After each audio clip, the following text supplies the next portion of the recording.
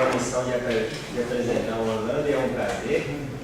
O professor Orlando ele é professor aqui da Unesp, trabalha na computação, está sempre rondando por aqui, exatamente porque ele é desse programa, fez doutorado com Marcelo Borba, e além disso ele vem contribuindo muito com o grupo FEM, com a Maria Bicudo, né, um membro muito importante desse grupo. Então, desfrutem dessa apresentação, que eu tenho certeza que vai ser muito bacana. Eu já assisti outras e sempre é excelente. Obrigado, Danilo. Bom, obrigado pelo convite, né, pela oportunidade de falar aqui com vocês. Né? Como o Zé Luiz falou, eu sou de uma geração 10 anos atrás e os SNEMs sempre foram muito importantes. Eu até me resisti de não estar participando mais assim como, né, audiência, né, como papel. Geralmente eu tenho aulas terças-feiras, esse semestre eu podia ter vindo mais. Né? Bom, eu preparei um balanço das coisas que eu venho pensando aí nos últimos anos, um pouco ligados desde o meu doutorado à questão própria da percepção, né? Eu trabalhei muito com neurocontia, vou falar disso. Mas também com a computação, né, que entender a computação a partir desses referenciais. Né? E embora eu esteja falando de alguma forma a mesma coisa desde então, eu acho que eu estou mais contente com a sistematização. Então, tem uma certa novidade na forma, né, de como vou ligar as coisas. Tá? Muito bem, eu começa pelas palavras, né? Boa parte das coisas é encontrar boas palavras para descrever, né? Eu estou começando essa ideia aí de uma educação pela percepção e uma educação da percepção, né? São dois conceitos, digamos assim, parecidos, embora para mim muito diferentes, tá? A ideia de educação pela percepção, eu me inspirei um pouco no Baldino, né? O Roberto Baldino, que foi professor aqui, né?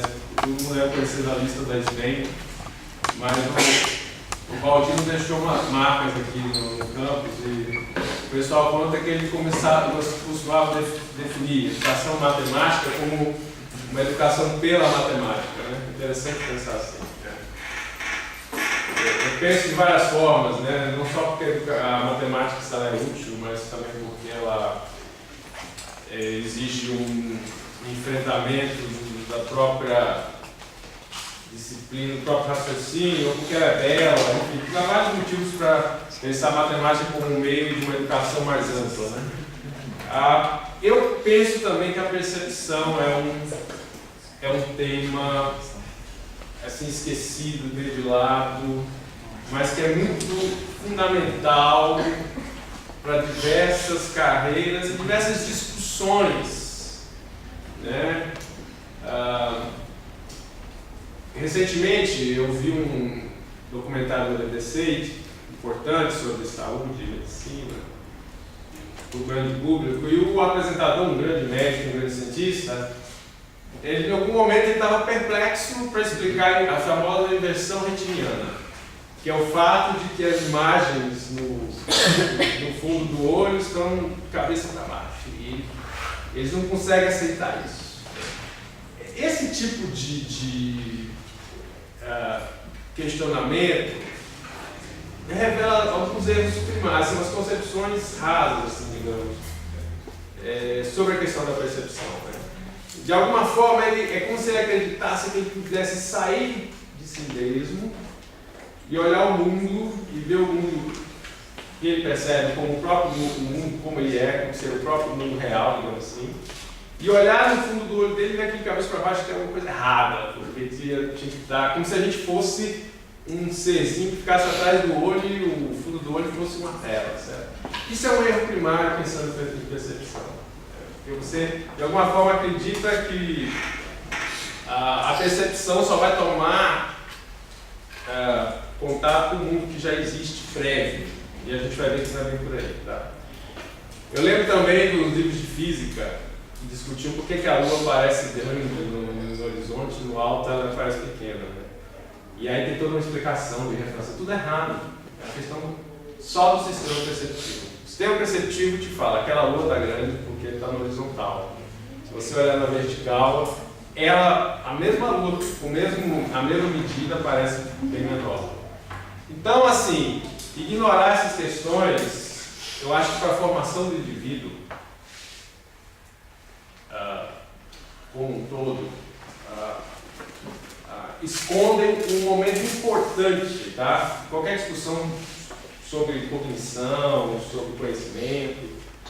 Então, esse é o programa da educação pela percepção. Tá? Essa ideia de que você tomando noção da implicação da percepção, do papel da percepção, você se abre mais para as questões do conhecimento, da vida. Agora, a educação da percepção, eu vou mostrar um pouco, é outra ideia. É a ideia de que a percepção não nasce pronta. Você pode aprender, você pode ampliar seu repertório de formas de perceber. Isso é uma coisa que também não é muito discutida, certo? Bom, então, a minha provocação para vocês, eu tenho aqui essa caneta na minha mão, e pergunto, o que é essa caneta? O que é essa caneta na minha experiência? A caneta é a imagem, é o tato. Por exemplo, eu não estou vendo o outro lado da caneta do ponto de vista que eu estou, mas eu de alguma forma sei que tem um outro lado, embora eu não esteja vendo. Tá? Então, eu vou desafiar aqui, alguém já pode ter esperado que eu viesse aqui questionar a linguagem, o papel da linguagem e tal, né? Porque existe essa controvérsia, né? Conta a linguagem é ou não é, dá conta ou não dá conta. Mas eu vou provocar vocês mais ainda, eu não vou nem ir na questão da linguagem, até porque a gente, assim, eu sou entusiasta da questão da linguagem. Acho que a linguagem é o que nós temos, de certa forma. É um dos poucos instrumentos que realmente nós temos. Tá? Então, não sou daqueles que jogam pedra na questão da linguagem profundamente, pelo contrário. Tá? Mas eu vou questionar a visão. Tá? Vou provocar vocês mais ainda. Eu vou dizer que a caneta não é a imagem, não é a imagem visual. Tá? Vou tentar trazer argumentos de vários tipos, certo? Bom, então, enfim, esse aqui é um desafio que eu não quero dar conta hoje, mas só quero dar um petisco para vocês, assim, do que seria, então, a caneta na mente, né? A caneta na experiência, tá? Bom, então nós começamos com a questão do mundo percebido, tá? E não é uma questão técnica, não é uma tese, não é teorética. É uma questão, para mim, é uma questão de perceber a percepção.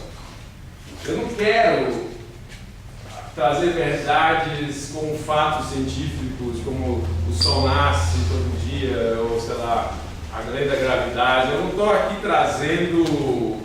Meu objetivo não é trazer informações sobre a percepção, mas justamente transformar o modo de perceber, que é uma coisa mais sutil, assim, tá? Perceber a percepção, tá? E o primeiro grande desafio é a questão do mundo percebido, tá?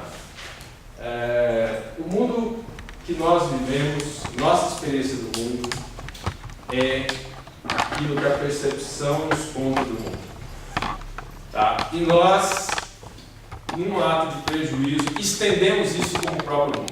Ou seja, nossa experiência comum é intermediária. Só que esse intermediário nós tomamos como sinônimo do mundo. Então, o mundo percebido é o mundo.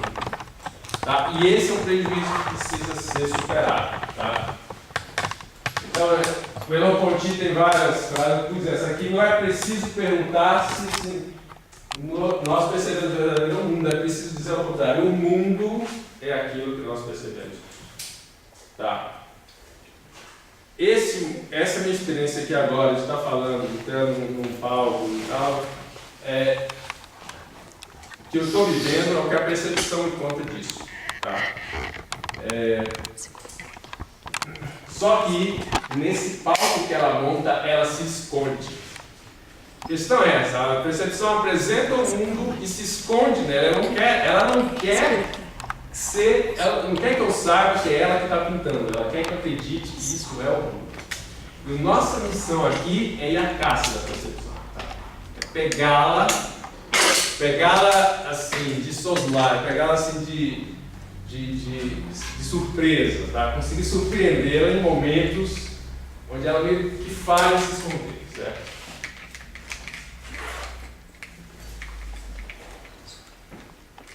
Bom, e para tratar a percepção,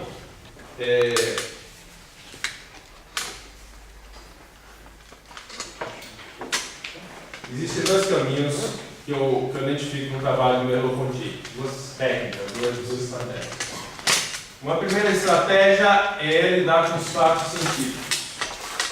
Merleau-Ponty foi um cara muito informado do que havia na época dele sobre psicologia, ciências, neurociências, né? Enfim, muito informado. Ele não se apartou, ele não negou, não se colocou contra essa linha de trabalho. Ele tinha bastante informação. Só que ele interpretou tudo aquilo de uma forma revolucionária até hoje, né? Embora não sejam todos os fatos de até 1945, digamos assim, fenomenologia da percepção, tem um frescor, assim, né? Os americanos estão descobrindo agora, né? O Merleau-Ponty, o tempo foi só a favor dele. Quanto mais o tempo foi passando, mais ele foi se destacando, o pensamento dele foi se destacando, certo? Então ele tinha essa informação, ele lidava com todos os periódicos de psicologia. Eu vou trazer alguns fatos que ele discutia, eu vou discutir com vocês de uma forma minha, tá? Mais claro, pelo que eu tomei contato com ele, tá? Agora, o outro caminho que ele usa e que me interessa mais é esse que eu chamei de introspecção, tá? Que é, na verdade, aprender um novo repertório de perceber novas formas de perceber, certo? E eu vou explicar isso como exemplo. Eu tenho um exemplo que eu cito sempre do fenomenologia da percepção, que é o reconhecimento de faces. Então vamos ver os dois caminhos sobre o reconhecimento de faces, rostos, né? Nós temos um ferramental cerebral, etc., fisiológico, fantástico para reconhecer rosto. Então o Merleau-Ponty começa trazendo fatos. Por exemplo, se nós aqui fotografássemos nossas mãos, tirássemos as fotos de todo mundo, embaralhássemos, provavelmente ninguém reconheceria, às vezes nem a própria mão. Fatos científicos, são experiências que os psicólogos fazem. Tá? O que não acontece nunca com rostos. Não confundo, nunca confundo o rosto, é muito difícil. Tá? Não é à toa. Não é à toa. Tá? Então esse é um caminho. Tem lá um cara que fez experiência, tirar fotos de mãos e tal, com o rosto, tal, tem dados, tem estatísticas e tal, ele fala, olha. Tá? Então eu vou mostrar alguns fatos aqui, não sobre outros tópicos, para tentar quebrar vocês a ideia que eu falei da visão, que a caneta, a caneta que eu estou vivendo não é a imagem da caneta. Tá? Vou chegar lá. Tá? Mas existe aí o Merleau-Ponty faz uma outra provocação, tá? Que é a seguinte: tenta conversar com alguém de cabeça para baixo. Bom, aí tem que ser, sei lá, no sofá, né? Uma pessoa deitada no sofá. Tá? Eu fiz essa experiência, né? Eu preciso achar alguém que fez esforço para fazer essa Mas tenta conversar com alguém deitado no sofá, assim, de cabeça para baixo. O que o Merleau-Ponty fala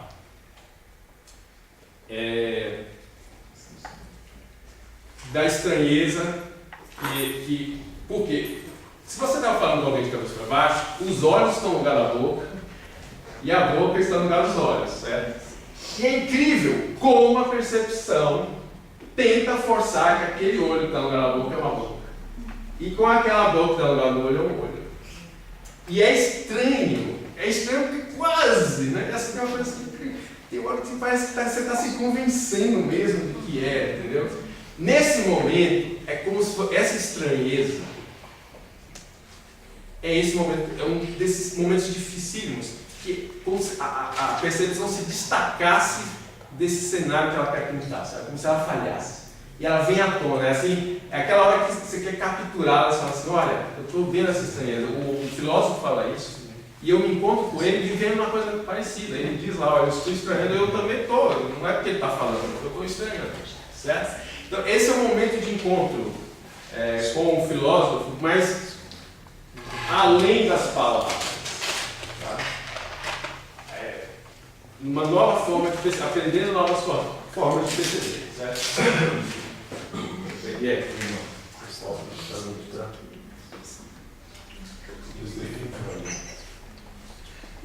bom, então, o que eu vou mostrar para vocês eu estou falando de educação pela percepção, educação da percepção. Na verdade, eles comungam um arcabouço. É o como estou falando, como eu estou chamando. Geralmente a gente fala arcabouço teórico, né? A palavra, a expressão é sempre arcabouço teórico, né? Risco teórico. Porque, como eu disse desde o início, eu não estou trazendo fatos, não estou trazendo informações. Eu quero modificar a forma de perceber. Tá? Eu quero um novo repertório de perceber a percepção. Então, não é exatamente por teoria, certo? E o primeiro item, a primeira questão radical desse arcabouço é o reconhecimento da subjetividade, certo? Eu trouxe aqui para vocês um exemplo. Vocês conhecem essa brincadeira do mágico?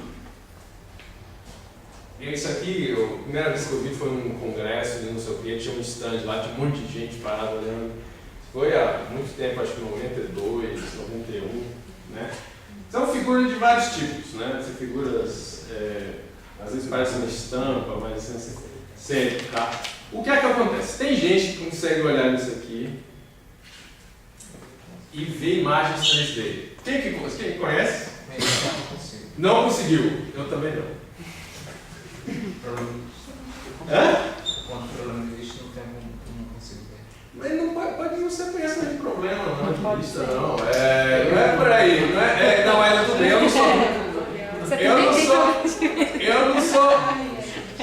Eu não sou médico também, não tenho autoridade de falar sobre isso, mas não é só questão de problemas. Tem muita gente que não consegue. Eu, por exemplo, não consigo. Eu comprei o livro, tá, na época, mas tem gente que consegue. A questão é essa, veja bem, o mesmo objeto, entre aspas, duas experiências totalmente diferentes. E se não fosse a linguagem para intermediar isso, para falar, olha, eu estou vendo um negócio 3D, eu poderia passar o largo a vida toda convivendo com essa pessoa e nem desconfiar de que ele tem uma outra experiência totalmente diferente disso aqui, que está fechada para mim. Certo? Então, esse é um pouco o resumo do problema. Eu vou falar de esportes, artes, tecnologia, matemática, filosofia. Todos passam por essa questão. Conhecer está além de receber fatos, informações. Receber pode estar numa questão de transformar, de seguir uma perspectiva diferente sobre as coisas. Certo? Mas a questão da subjetividade é chave. E aí, eu trouxe outros exemplos. Eu já adiantei um exemplo aqui. Por exemplo, quando o médico te pergunta sobre a dor, né, que está passando. Como é que você explica a dor que você está passando? Difícil, né? Para você, ela é clara. Mas você não consegue reduzir isso em palavras. Tá? Um exemplo que eu cito muito por aí é a questão de você chegar numa loja de perfume e explicar um perfume que você sentiu no elevador lá e você queria ir embora.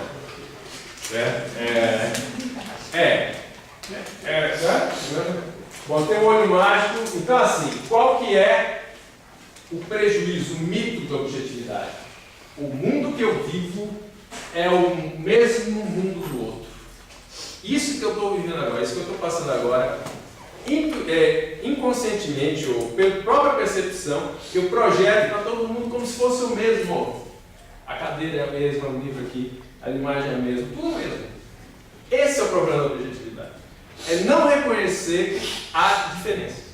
Na verdade, eu sou mais radical. Tá? Para mim, a gente não poderia nem sequer comparar. A gente não pode falar de mesmo. Eu conheço matrizes como você conhece. Eu conheço, sei lá, andar de avião como você conhece. A gente não poderia nem sequer comparar. Está aberto a uma impossibilidade mesmo de ter acesso à experiência do outro de uma forma assim, como se tivesse uma balança. Né? Uma balança para comparar. Não tem essa balança. Mas a percepção não vai me deixar ser tão ousada. Ela vai me forçar sempre a crer que o que está passando comigo é o mesmo que está passando com o outro. Certo?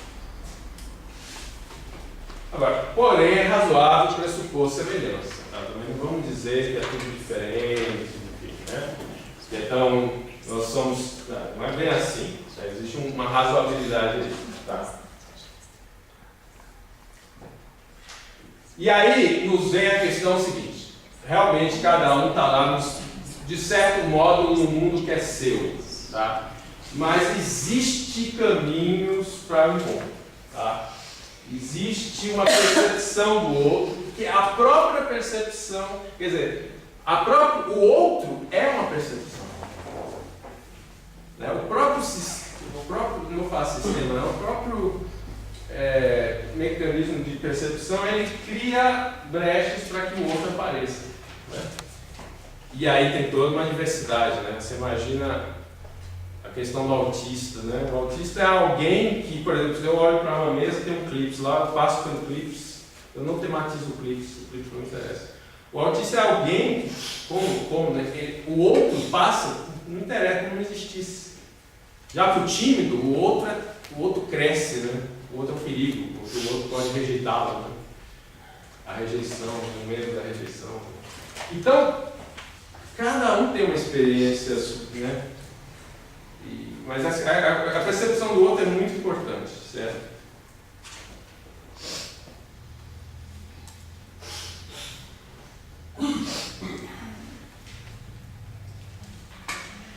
Muito bem.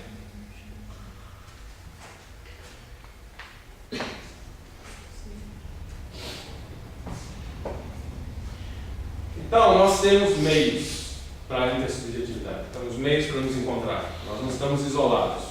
Né? Certamente, um meio é a linguagem. Palmas para a linguagem é o que temos. Tá? A linguagem surge da nossa capacidade de associar, né? O fogo e a fumaça, por exemplo. Né? Onde a fumaça, a fogo. Você viu fumaça, depois você vê a pegada de um animal, quer dizer, você associa a presença do animal. A gente tem um mecanismo de associação natural. E dentro desse mecanismo a gente começou a associar sons a ideias, depois escritas, ideias, enfim. A linguagem tomou, ela não existe nada, não tem como tirar a linguagem, não existe a linguagem. A linguagem é um mecanismo, não é um caminho de acesso. Agora, mais que a linguagem, eu estou interessado em coisas mais laterais, como, por exemplo, imagens. Não imagens visuais, como analogias, alegorias, metáforas, a própria arte, né?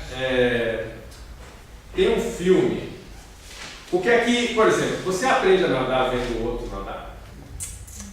Você aprende a andar de bicicleta vendo o outro andar? É também como a questão da subjetividade de novo, mas aqui eu queria falar de um filme sobre golfe. É um grande jogo da história. Foi um dos primeiros filmes daquele Shira Livre-Louras, que não consigo pronunciar o nome dele, aquele ator. Era bem jovem. É a história até uma história sobre discriminação entre classes nos Estados Unidos, é uma história real. Mas enfim, resumindo, ele era um jogador de golfe. Um carregador de... tem um nome, né? E ele vai se encontrar com um grande campeão, ainda criança, depois ele se encontra de novo, mas o campeão tenta passar para ele como segurar no taco. E aí ele vira e fala pro garoto: segure como se fosse um passarinho. Então, essa que é a questão da imagem, é uma coisa indireta que sintetiza ou captura coisas que você talvez não conseguisse expressar, né? Então, é um mecanismo. Eu estou buscando bastante esses mecanismos. Tá? Bom, então, como é que está o nosso arcabouço? Temos lá a subjetividade e a questão associada dessa intersubjetividade, só que agora eu vou expandir uma especulação, porque isso eu não submeti a nenhum congresso ainda, não consegui convencer colegas ainda, mas é uma coisa que eu chamo de método introspectivo de exploração da percepção. Eu vou fazer um pequeno ensaio aqui com vocês desse método. Tá? E aí tem umas figuras centrais. Essa coisa que eu chamo de conteúdo mental, as associações ou ligações, vou falar de semióticas e de estímulos, e do contraste. Tá? Então, o que é a caneta? O que é a caneta? A caneta eu vou chamar de um conteúdo mental, que não é a palavra, não é a imagem, mas está associado a ela. Tá vendo? Acho que tem uma figura aqui. Aí. Essas figurinhas eu vou fazer com essas figurinhas. Tá? Então, existe aqui vários personagens aqui que eu quero fazer aparecer, mas basicamente eu quero um conteúdo mental. Eu usei essa palavra, que eu posso trocar, eu vou mostrar outros sinônimos, de caneta. Tá? Tem a imagem da caneta, a palavra caneta. E tem essa associação aqui, que é a associação semiótica, né? Que é o signo, e essa associação sensorial, que eu estou chamando de sensorial. Então, fazer aparecer esse conteúdo é fazer aparecer as associações. Eu quero que vocês percebam essas associações, mais do que teoricamente vocês fiquem informados delas. Tá?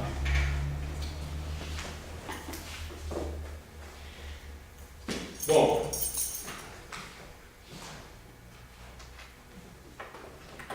então essa associação semiótica ela é arbitrária, né? Por que a palavra abacaxi é abacaxi, não pineapple, sei lá o que? Foi uma escolha arbitrária, né? Um signo, né? Quanto ao conteúdo mental, tem aqui, só para fazer alguma referência, talvez outros sinônimos, outras palavras. Seria que isso que eu chamo de conteúdo mental seria o que o filósofo Berkeley lá, o empirista inglês, chamava de ideia, ou que Kant chamava de conceito, esquema, ou a priori espaço e tempo, né? Ou falando de Husserl, né, que é um filósofo mais recente que sintetizou muita coisa. Será que o que ele chamava de intenção, daí a famosa intencionalidade, será que é o que ele chamava de essência? Será que são as coisas mesmas que ele falava? Tá? Então, por aí que nós estamos. Tá? Bom, então eu vou tentar mostrar isso aqui para vocês com vários casos. Tá? Vários casos do Merleau-Ponty que ele analisa e eu vou analisar com o meu arcabouço aqui. Tá? Vou tentar explicar. Então, vamos lá. O membro fantasma. Vou desenhar. O membro fantasma. O que é o membro fantasma? É um caso bem conhecido, vocês devem conhecer. Uma pessoa que perdeu um braço, por exemplo, ela tem certeza que o braço está ali. É um cara que tem até coça, só que não tem como coçar, né? Bom, o que é que está acontecendo aqui? Tá? Existe o conteúdo mental do braço, mas não existe a imagem. Aliás, nem existe o braço real, né? Nem existe o braço mesmo. Nem existe o braço mesmo, mas já existe a experiência do braço. Certo? Deixa eu passar os 4 casos, depois eu faço uma outra síntese. O caso Schneider, que é o caso clássico. É um soldado alemão da Primeira Guerra, explodiu uma mina perto dele, uma barra de ferro entrou por aqui, saiu, levou um pedaço do cérebro. Aparentemente ele era um cara normal, você conversava com ele, tal. Mas tem vários casos do Schneider analisados pelo Merleau-Ponty. Eu vou fazer um caso rápido, que é o seguinte. Tem vários, por exemplo, você imitar uma outra pessoa nos movimentos de outra pessoa. A gente tem dificuldade com isso. Mas o que me interessa é o cotovelo. Você fala para o Schneider assim: Schneider, Você consegue tocar sua mão no outro cotovelo? Então ele tinha a imagem, ele falava, ele via, ele sabia que estava lá o cotovelo, estava lá. Ele tinha a linguagem, porque ele falava, eu vou colocar a mão no cotovelo, mas ele não conseguia. Por quê? Porque não existia o conteúdo mental. Essa é a minha especulação, tá? Vamos botar entre aspas aí. A gente pode. Deixa eu isso aqui. A gente pode dar um passo atrás e ser mais rigoroso. Eu estou assim meio me liberando para dizer o seguinte: no caso do Schneider, ele tinha a imagem braço, a visual, né? Ele tinha o visual cotovelo. Ele tinha a palavra cotovelo, mas ele não tinha. Obrigado. Não. Ele não tinha o que eu estou chamando de conteúdo mental cotovelo. Tá? Que é uma rede, né, de coisas que estão associadas. Né? Eu gosto de pensar nessa rede sempre que eu leio um livro e tem um personagem e eu crio uma imagem. Você não consegue pensar em alguém, você cria uma imagem para o personagem. Né? Tem acontecido muito agora nas rádios estão tendo a rádio online. Né? Então, radialistas que eu vi a vida toda, eu estou vendo pela primeira vez a cara dele. Eu estou no choque, porque eu tinha uma outra cara para ele. É verdade. Existe uma rede, rede, imagem, tal, o conteúdo tal, tá? É uma rede. Tá? E ali naquela rede não tem esse núcleo que eu estou chamando de conteúdo mental de cotovelo. Cegueira de nascença. Esse é um caso. Então veja, o que é que eu estou mostrando? As associações. Eu estou mostrando que a imagem não é a coisa, é associada à coisa. E agora eu vou mostrar um caso mais assim, explícito, que são cegos de nascença. Existe um tipo de catarata que você nasce, e aí com 15 anos você pode operar. Você pode fazer uma operação e passar a ver. Todo mundo pensa o quê? Fez a operação, a pessoa sai e já... Não. Tem um filme, A Primeira Vista, com Val Kilmer. Alguém já viu esse filme? Eu fui até aqui no... Vamos ver se vai rolar aqui.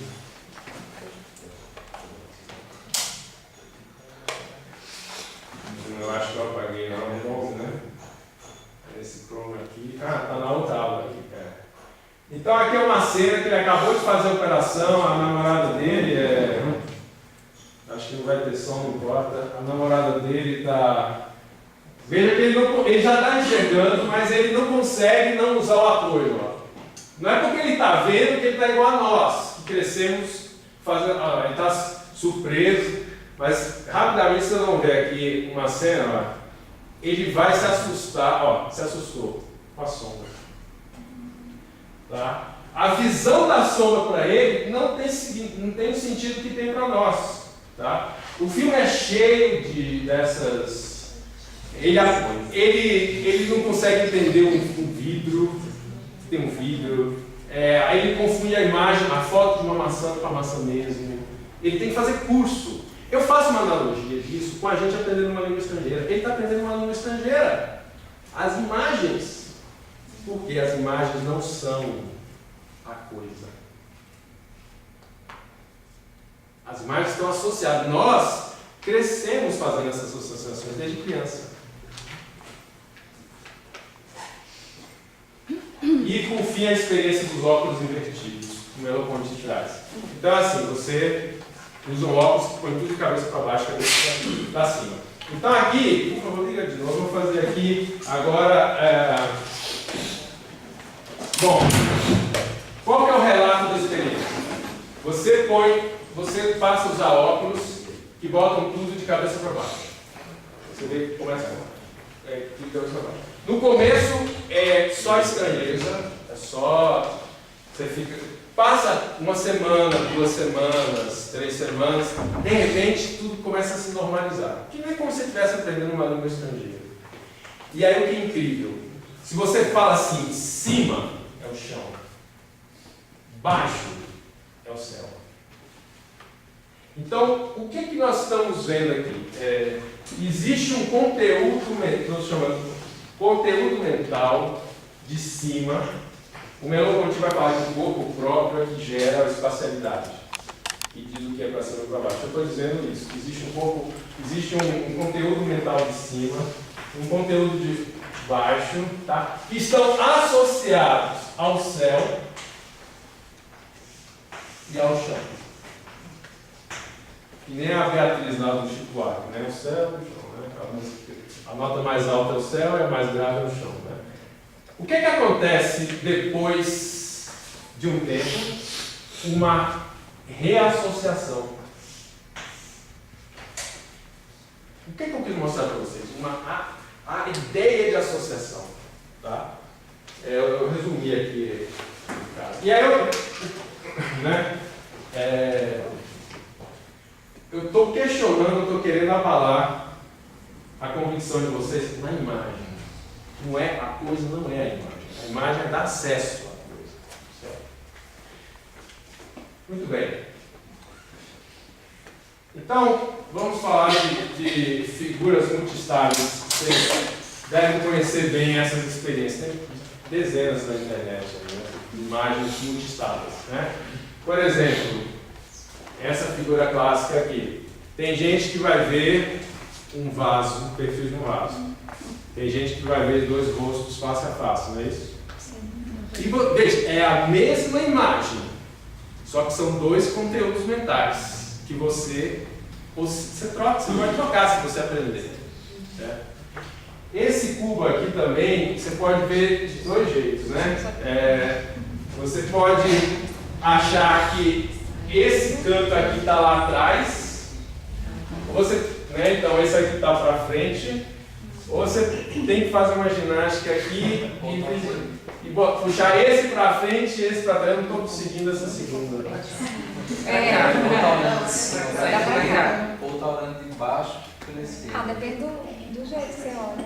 Agora eu comecei a girar. Bom, figuras muito estáveis, né?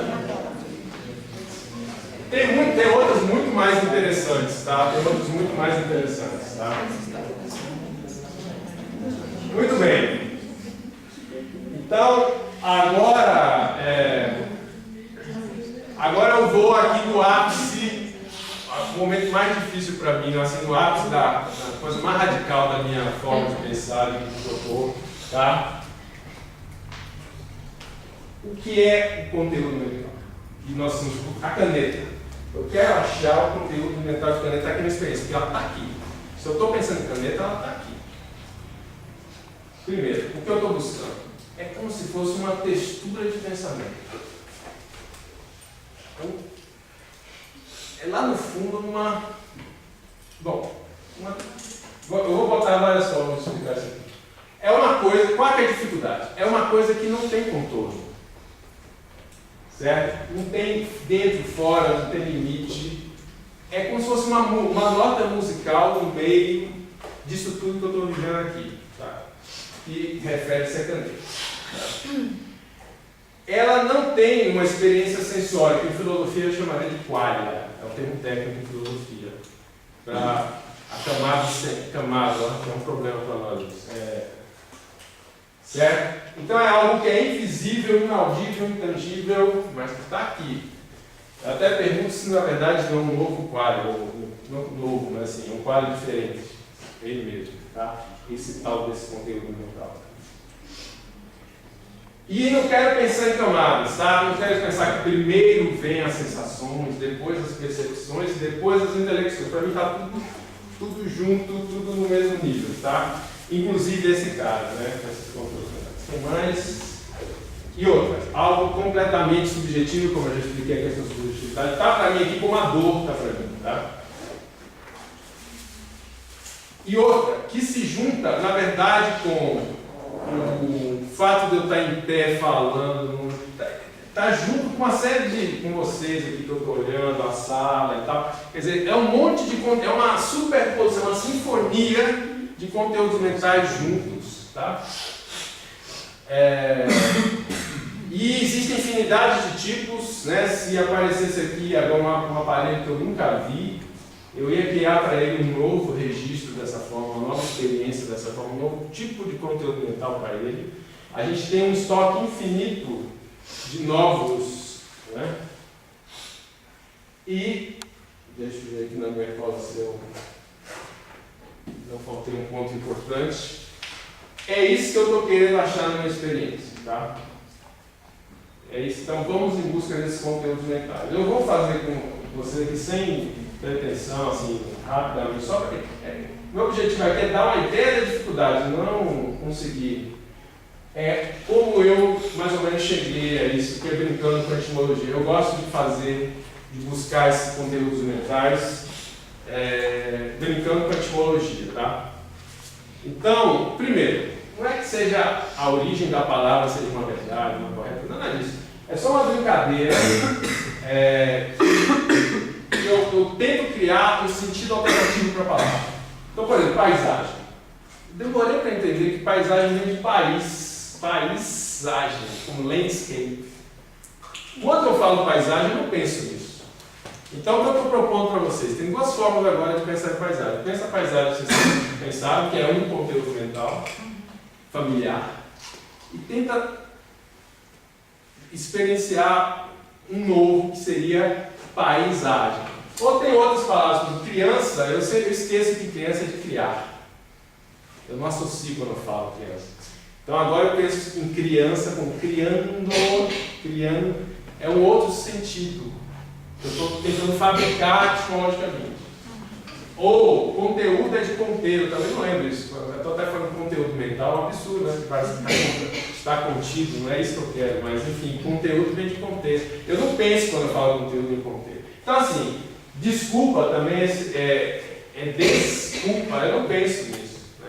Bom, escolhe qualquer um. Eu acho que eu escolhi aqui, deixa eu ver se tem aqui que bela paisagem. Certo? Então assim, vocês já fizeram alguma experiência de tentar identificar um instrumento musical? Sim. Numa sinfonia? Já fez, menina, essas coisas? Assim, é difícil às vezes destacar um instrumento musical, não é verdade? Então o que você tem às vezes? Contraste. Você pode ouvir a sinfônica com aquele instrumento e sem aquele instrumento. Compara. O que eu estou propondo para vocês é uma coisa desse tipo. Fazer aquela coisa do multiestável, só que em vez de com imagem, com palavras. Então vai lá, que bela paisagem. Agora vai para o outro, que bela paisagem. Vai e vem, vai. Procura algo que muda na sua experiência, no seu sentir. Isso é a ideia, isso é o conteúdo mental dos dois, né, de paisagem que vocês vão achar. Certo? Como de caneta, vai ter uma coisa assim. Tá? Mas veja a dificuldade. Eu estou com a mesma dificuldade aqui. Ó. Eu estou falando uma coisa que eu experienciei e que não é por palavras que eu vou conseguir que vocês cheguem. Né? É alguma forma aí em vocês, quem sabe aconteça. Né? Não é para acontecer hoje, agora. Ó. Não, relaxem, tá? Relaxem. Mas é só para dar uma ideia da dificuldade da questão. Qual que é o problema? Tá? O problema da subjetividade, o problema de dar esse clique que uma coisa passa a acontecer que não existia. Tá? Esse é um dos pontos fundamentais. Assim, porque você vai começar a ver, a perceber a percepção, ou seja, você está numa redoma de sentidos, né, aqui e agora, que são intermediários com o mundo, né? Mas eles têm que aparecer, tem que quebrar essa ilusão. Essa que é a pretensão. Tá? Bom, então aqui, sem muita pretensão, só para mostrar a dificuldade da coisa e para botar no palco esse personagem aí, que eu estou chamando de muito. Pelo menos ele está no palco agora para vocês ouviram falar dele. Tá? Vamos falar um pouco de arte, né? Mudar um pouco o assunto, vamos mudar um pouco de arte. Né? Essa frase do Cézanne tem um pouco a ver com tudo isso. Ó. O que eu tento lhe traduzir é mais misterioso, se enreda nas raízes mesmas do ser, na fonte impalpável das percepções. Desculpa, das sensações. Ó. Das sensações. Cézanne foi um artista revolucionário. E ele foi um dos primeiros a brincar com essa coisa não a arte literal, né? Não mais aquela gravura, fotografia. Né? Na verdade, com poucos recursos ele conseguia passar uma experiência que ele estava vivendo. Né? Depois ele foi inclusive inspiração dos cubistas, que depois o Picasso e tal fizeram, aí arregaçaram de vez, popularmente falando, né? Extravasaram de vez toda a criação artística. Né? Veja esse quadro. Aqueles livros na mesa não estão literalmente em perspectiva. Tá? Se você olhar, tem uma coisa esquisita ali, né, naqueles livros. Parece que eles. Ele ampliou a mesa, né? Ele ampliou a mesa, ele de alguma forma ele está brincando ali, mas o que ele consegue fazer ali é criar uma estranheza, mas ao mesmo tempo ser convincente. Tá? Ele brinca com a perspectiva, né? Na verdade ele não segue com a perspectiva. Ele amplia assim, né, a mesa, ele esparrama o livro, ele cria uma ideia de espaço, né? Sem ser literal, digamos assim, e consegue o efeito, né? Consegue um efeito que é de estranheza e realismo. Tá? Arte, em geral, é um tema fantástico para a gente discutir isso. Tá? Eu vou aqui discutir com vocês o desenhar. Porque essa ideia da educação da percepção parece uma viagem e demais, mas tem um caso bem sucedido. Existe uma história bonita aí, uma história interessante sobre a educação da percepção, que é uma famosa, está aqui o livro, né? Desenhando com o lado direito do cérebro. Alguém já ouviu falar desse negócio? Então, no Brasil a Ediouro tinha uma edição nos anos 80. A Ediouro tinha uma edição nos anos 80 disso aqui. Esse é um exemplar do Mau Tempo, eu tenho um e-book, porque tem 4 edições, são totalmente diferentes, até contraditórias. Tá? Ele devia ter lançado 4 livros, ela lançou 4 edições do mesmo livro. Mas é fantástico, esqueça o negócio do lado direito. Nada contra, nem a favor. Tá? Nada contra nem a favor o lado direito. A ciência, a neurociência por trás disso. Até interessante que ela buscou um caminho. Para mim é complicado porque você importa embutido uma porção de metafísicas que não me interessa. Tá? Por isso que eu não apoio muito essa coisa de lado direito e esquerdo, vamos ver o cérebro, vamos fazer uma tomografia para entender o que está se passando. Mas tudo bem, respeito, não sou contra. Tá? Gente, é incrível, primeiro, os resultados que essa senhora tem. O livro aqui é do Mau Tempo, inclusive é autografado, né? Ele estava no exterior na época no sanduíche, com a própria autora, e por acaso ele. Enfim. Vou mostrar para vocês aqui, tem dezenas, vou mostrar só um. Isso é o desenho, a mesma pessoa desenhando o próprio rosto antes e depois do curso. Nossa. Não, como esse desenho tem assim aos montes aqui. Todo o livro dela aqui tem aos montes no site, tá? Ela é muito bem sucedida. Todas as edições têm figuras diferentes, todas esse gênero aí, tá? Ela consegue mexer com o pessoal, ela consegue alguma coisa. Agora, como? O que exatamente ela faz, tá? O que exatamente ela faz? Então vamos lá. Desenhar de cabeça para baixo. Parece incrível, mas eu vou explicar para vocês o seguinte. Vamos pensar que eu vou começar com a assinatura. Faz de conta se você quisesse imitar uma assinatura. Se você imitar de cabeça para baixo, alguma coisa vai ser diferente. O quê? Se você copiar de cabeça para cima, assim, primeiro você vê a assinatura que você quer copiar. você se desgruda dela e vai para o seu A, seu B, seu C, seu D. E na hora que você vai desenhar, você faz o seu A, seu B, você se desgrudou daqui. Agora, tenta copiar. Esse é o curso de falsificadores de cheque, tá? Tenta copiar de cabeça para baixo. Você quebra o seu A, você quebra o seu B, porque você não está mais vendo o A, você está vendo uma coisa de cabeça para baixo. Entenderam a ideia com a assinatura? Quando a gente vai desenhar, é a mesma coisa. Você olha o rosto, você não está olhando. Você já está você já está nos conteúdos mentais conceituais de olho, boca. Você não está na luz, não está no traço. Certo? Então aqui, ó, esse é um esboço do Picasso, do personagem Stravinsky lá na famosa Paris dos anos 20, né? Do Hemingway, o Picasso fez esse desenho e tal. Então, olha o desenho que um aluno dela fez um dia de cabeça para cima e no dia seguinte de cabeça para baixo.